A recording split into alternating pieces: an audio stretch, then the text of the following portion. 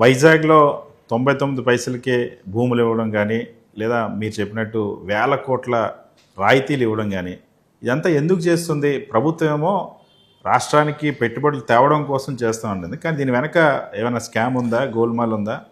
మా పార్టీగా అయితే మేము ఒకటే, పరిశ్రమలు రావాల్సిందే. పరిశ్రమలు రావాలన్నప్పుడు అభివృద్ధి జరగాలంటే పరిశ్రమలు రావాల్సిందే. ఆ పరిశ్రమలకు ఎంతో కొంత ఇన్సెంటివ్స్ కల్పించాల్సిందే. దాన్ని ఎవరు కాదనేటువంటిది లేదు. ఏమీ కల్పించకుండా ఎవరు రారు. బట్ కానీ ఆ కల్పన పేరుతో ప్రజలకు తక్కువ ప్రయోజనం జరిగి కార్పొరేట్ కంపెనీలకు ఎక్కువ ప్రయోజనం కలిగేటువంటి పద్ధతిలో చర్యలు తీసుకుంటున్నారు. అది సరైంది కాదని మేము మొదటి చెప్తున్నాం. మీరు పరిశ్రమలకు అసలే భూములు ఏమి ఇవ్వకండి మేము చెప్పడం లేదు. ఇప్పుడు రాజధాని ఉంది, రాజధానిలో 1,00,000 ఎకరాలు కావాలన్నాం. ముందు 38,000 ఎకరాలు అన్నాం. 38 కాస్తాము 54,000 ఎకరాలు అయింది. 54,000 పోయి మళ్ళీ రెండో దశని 16,000 అన్నారు. మళ్ళీ రెండో దశ పోయి మూడో దశకు కూడా మళ్ళీ వచ్చి మళ్ళీ ల్యాండ్ పూలింగ్కి సంబంధించి ప్లాన్ చేసి 1,00,000 ఎకరాలు కావాలన్నాం. 1,00,000 కాదు 2,00,000 ఎకరాలైనా సమీకరణ చేయాలనేటువంటిది హిడెన్ ఎజెండా ఉందని చెప్పేసి ఒడ్డే సోమనాథీశ్వరరావు లాంటి వాళ్ళు ప్రకటిస్తూ ఉన్నారు. అది ఎంతవరకు నిజమో ప్రభుత్వం అలాంటిది బయటకు వస్తే తప్ప తెలియదు. రాయలసీమ వెనకబడ్డ ప్రాంతం, అక్కడ అభివృద్ధి చేయండి. ప్రకాశం జిల్లా, అదేవిధంగా మార్కాపురం జిల్లా, అదేవిధంగా పక్కన పల్నాడు జిల్లా అభివృద్ధి చేయండి. అన్ని జిల్లాలు అభివృద్ధి చేయండి. అమరావతిని కూడా డెవలప్ చేయండి. కానీ అమరావతి పరమావతి అని చెప్పి అది కరెక్ట్ అయినటువంటిది కాదు. చేయి అమరావతిని, చెప్పినాం రాజధానిని అంగీకరించిన తర్వాత దాన్ని అభివృద్ధి చేయి, మనం ఏం కాదనేటువంటిది లేదు.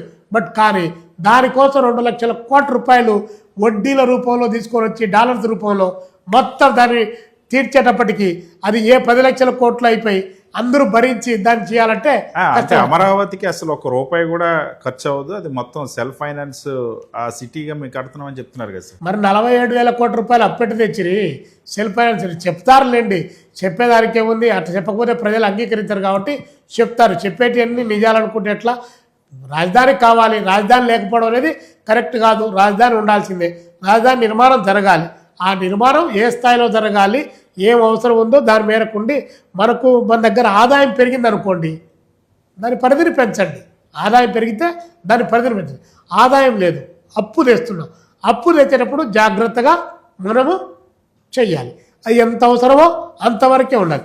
రేపు భవిష్యత్తులో ఇట్లా ఉండాలి. రేపు ఈరోజు ఉన్న పరిస్థితి ఏంది?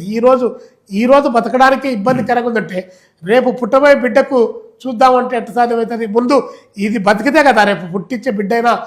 నేను పెళ్లి చేసుకుంటే ఇంకో పిల్లలు కంట, కానీ నాకు ఇక్కడ ఇదే లేదే, దాని గురించి మాట్లాడితే ఎట్లా? కాబట్టి భవిష్యత్తు ఉండాల్సిందే, విజన్ ఉండాల్సిందే, తప్పులేదు. బట్ కానీ విజన్లో ప్రజెంట్ ఉన్నటువంటి ఈ యొక్క ప్రజెంట్ టెన్స్లో కూడా నడవాలి.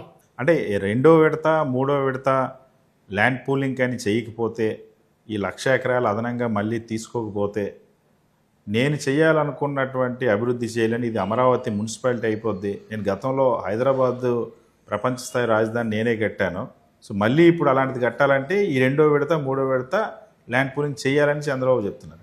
ఆయన రెండో విడతన్నా మూడో విడతన్నా నాలుగో విడతన్నా మేము భారత కమ్యూనిస్ట్ పార్టీ సిపిఐగా రెండో విడత భూసేకరణకు మేము వ్యతిరేకం. ఆ విషయాన్ని డైరెక్ట్గా చంద్రబాబు నాయుడు గారికి మా పార్టీగా మా వాయిస్ వినిపించాం, మా వరుస వినిపించాం. అమరావతికి మేము కట్టుబడి ఉన్నాం, బట్ మీరు రెండోసారి మళ్ళీ భూసేకరణ దానికి మేము వ్యతిరేకం. రైతుల దగ్గర నుంచి బలవంతంగా భూసేకరణ చేయడం అనే దాన్ని మేము వ్యతిరేకిస్తున్నామని చెప్పి ఇప్పుడు మీ ద్వారా కూడా తెలియజేస్తా ఉన్నాం. ఇది ఒకటి. రెండోది, ఇప్పుడు కాకపోతే మళ్ళీ ఎప్పుడు అనేటువంటి దాన్ని హైదరాబాదు నేను నిర్మాణం చేపట్టా అని అంటే, మరి నాకంటే వయసులో పెద్దవాళ్ళు అయినటువంటి విజ్ఞులైనటువంటి మేధావులంతా సమాజం నుండి నాకు చాలామంది ఉన్నారు. నాకు తెలిసినంత మేరకు హైదరాబాద్ అనేటువంటిది 1956లో ఇక్కడ కర్నూలు రాష్ట్ర రాజధానిగా ఉండి మనం అక్కడికి పోకముందే అది చాలా అభివృద్ధి అయినటువంటి ప్రాంతం అని చెప్పి నేను చరిత్రలో కొన్ని పాఠాలు చదువుకొని తెలుసుకునేటువంటి. అప్పటికే ఐడిపిఎల్ కానీ, లేకపోతే చార్మినార్కు సంబంధించినటువంటిది కానీ, ఇతరేతరమైన పరిశ్రమలు కానీ అవన్నీ కూడా అక్కడ పారిశ్రామిక రంగం కూడా అభివృద్ధి చెందినటువంటి ప్రాంతం.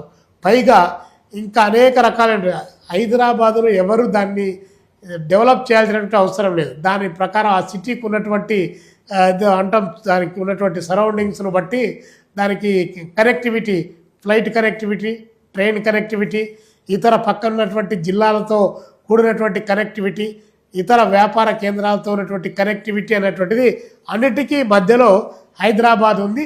అది సహజంగా డెవలప్ అయ్యేటువంటి పద్ధతుల్లో కూడా అది ముందుకు పోతుంది అన్నటువంటిది శాస్త్రీయంగా అధ్యయనం చేసి పరిశోధన చేసి చెప్పినటువంటిది మేము విన్నాం. ఇంకా సరే చంద్రబాబు నాయుడు గారు నేను దీన్ని చేశాను, నేనే అభివృద్ధి చేశానంటే మరి అది ఆయనకే తెలియాలి ఎక్కడ అభివృద్ధి చేశాడో ఎవరు చేయలేదు అనడానికి లేదు. ఎంతో కొంత మీ పాత్ర ఉంది అనేదానికి మాత్రం ఇందులో ఎనిక్కి పోవాల్సిన అవసరం లేదు.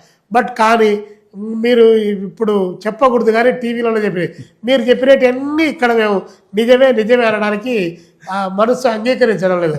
అంతరాత్మను కుదవబెట్టి అల్ప బుద్ధులు దిద్దుకుంటే మారిపోతుందో ఈ కాలం మారిపోతుందని గజ్జల మల్లారెడ్డి గారు ఎప్పుడో ఒక మాట చెప్పాడు. కాబట్టి ఈ అంతరాత్మను కుదవబెట్టుకొని అన్ని అబద్ధాలు చెప్పాలంటే ఏడ సాధ్యమవుతుంది? ఈ కంప్యూటర్ ఈ దేశంలోకి పరిజ్ఞానం తీసుకొని వచ్చినటువంటి వాడు మొట్టమొదటిగా రాజీవ్ గాంధీ గారికి ఆ క్రెడిట్ ఇవ్వాలి. ఓకే, హైదరాబాద్లో మీరు హైటెక్ సిటీ దానికి సంబంధించి ఆ హైటెక్ సిటీ కూడా వేరే వాళ్ళు ప్లాన్ చేసి రూపొందించారు, మీరు వచ్చారు కట్టారు. కుర్చీ వేరే వాళ్ళు ఉన్నారు ముందు, ఆ కుర్చీ పోయిన తర్వాత ఆ కుర్చీలో మీరు ఎక్కారు, ఆ క్రెడిట్ మీకు ఎంతో కొంత ఉంది. ఇంకా దాన్ని మించి వేరే పత్రదు. మీరు అభివృద్ధి చేయలేదు, మీరు హార్డ్ వర్కర్ కాదు అని మేము అనడానికి వీల్లేదు. బట్ మీరు హార్డ్ వర్కరే కాదలేదు. బట్ కానీ ఏది జరిగినా అంతా నాదే, గ్యాస్ స్టవ్ వెలిగించినా నాదే, అగ్గిపెట్టె కనిపెట్టినా నాదే, మొత్తం ఎవ్రీథింగ్ నాదే అంటే బాగలేదు సార్, అది కరెక్ట్గా లేదు అనేటువంటి అంశం అయితే చెప్పదలుచుకున్నాం. సరే, మీ పాత్ర ఉంది, మీ పాత్ర మేము విస్మరించడం లేదు. బట్ కానీ అంతా నా పాత్ర అంటే మాత్రం అది నేను ఒప్పుకున్నా జనం ఒప్పుకోరు. నాకు తెలిసి తెలుగుదేశం పార్టీ సోషల్ మీడియాకి మీరు కూడా బాధితుడే అనుకుంటా. మొన్న మధ్య మీరు చంద్రబాబు నాయుడు హైదరాబాద్ నిర్మించడం అనేది పెద్ద బోగస్ అని ఒక టీవీ ఛానల్లో కామెంట్ చేసినందుకు మేము మీద విపరీతమైన ట్రోల్ చేశారు. సహజంగా చేశారు. మేము అలాంటి విమర్శలకు లేదా ఎవరో మాట్లాడే వాళ్ళకు, బుర్ర లేనటువంటి వాళ్ళకు, లేదా జవాబు చెప్పలేనటువంటి వాళ్ళు, ఇలాంటి బూతులు మాట్లాడే వాళ్ళందరికీ జవాబు చెప్పడానికి సిద్ధంగా లేవు. అది మీ స్థాయి, అది మేము నేర్చుకున్నటువంటి నైతికత, అది మేము చేయగలిగింది. మేము ప్రజల పక్షాన మా వాయిస్ వినిపిస్తూనే ఉంటాం. మీ యొక్క తాటాకు చెప్పులకు బెదురుకునేటువంటి సమస్య లేదు, మీ బూతులకు భయపడేటువంటి అసలు సమస్య లేదు. మేము ఉన్నది ఉన్నట్టు చెప్పడం కమ్యూనిస్ట్ పార్టీగా మేము నేర్చుకున్నటువంటిది. మాకు ఇందులో రాజకీయ ప్రయోజనాలు ఉన్నాయంటే మేము రాజకీయ పార్టీ, మాకు ప్రయోజనం ఉన్నప్పుడు నిజంగా రాజకీయాలకు అనుగుణంగా మాట్లాడాల్సినప్పుడు ఆ రాజకీయాల గురించి కూడా మాట్లాడతాం. మేము ఉన్నది జరిగింది. హైదరాబాద్ సంబంధించిన దాంట్లో బాబు గారి పాత్ర ఎంత ఉందో అదంతా చెప్పాము. ఇంకా మీరు మేము పొగడాలి ఇదే పని అంటే మాకు సాధ్యమైనటువంటిది కాదు.